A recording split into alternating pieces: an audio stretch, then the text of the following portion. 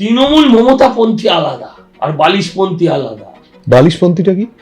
আচ্ছা, পুরোনো ভিডিও দেখতাম, তুমি তখন ছোট ছিলে। সমর্থন করুন সরকারকে, তাহলে খানিকটা আপনার ইমেজ ফিরে আসবে। যে আমি একটা মেয়ে হয়ে বলছি, সাবাস শুভেন্দু। সবুজ মোমবাতি নিয়ে এত মমতা বড় একটা বন্দ্যোপাধ্যায় মোমবাতি এরাম করে ধরে আছে, আবার ধরতে গিয়ে আবার তাকে তোয়ালে জড়াতে হয়েছে। তো দিদি এই মোমবাতির হাতে কোথায় রেখেছিলেন? এই মোমবাতিটা যদি আগে নিয়ে বেরোতেন বছর দুয়েক আগে, তাহলে তো আপনার প্রদীপটা নিভত না।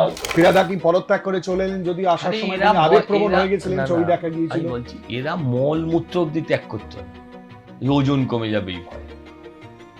কি এমন ভয় যে এরা সব পদত্যাগ করছে? শিকড়ে গভীরে আপনি যেখানেই যান সেখানে শুধু দুর্নীতি দুর্নীতি আর দুর্নীতি। এরা মানে মমতাদির হাওয়াই চটি যদি কাউকে কিনতে দিত, সেখান থেকে সে কাটবানি। বলছি অভিষেক বন্দ্যোপাধ্যায় কি সাইকেল রিক্সায় ঘোরাতে হবে? তা নাহলে কোমরের ব্যাপারটা বুঝবে না। ওর যেসব বিদেশি গাড়ি, উঁচু উঁচু চাকা, আবার আগে তো বুলেট প্রুফ গাড়ি দেখতাম, এখন তো ওটা আবার ডিম প্রুফ গাড়ি নিয়ে এসছে। সেবার লোক যেভাবে ঝুলে যায় ও দেখতে পাবে না, বুঝতে পারে। যুবরাজ থেকে দেবরাজ, ওর কাছে টাকার পাহাড়, এর কাছে আস্ত পাহাড়। Can you imagine? Jamshedji Tata যদি এদের দেখতেন তৃণমূল জয়েন করে, যে আমি কি করছি লোয়ার ফ্যাক্টরি। আসলে এখন ওই সময়, আপনি অপেক্ষা করুন। ভারত পশ্চিমবঙ্গ সোনার বাংলা হবে, হবে এবং হবে।